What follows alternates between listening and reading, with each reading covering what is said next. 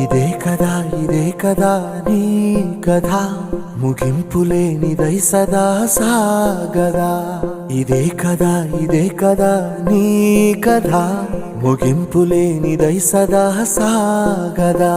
నీ కంటి రెప్పలంచున మనస్సు నిండి పొంగిన ఓ నీటి బిందువే కదా నువ్వెతుకుతున్న సంపద.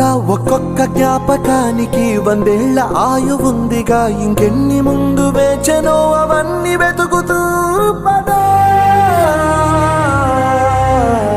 మనుష్యులందు నీ కథ మహర్షిలాగా సాగదా.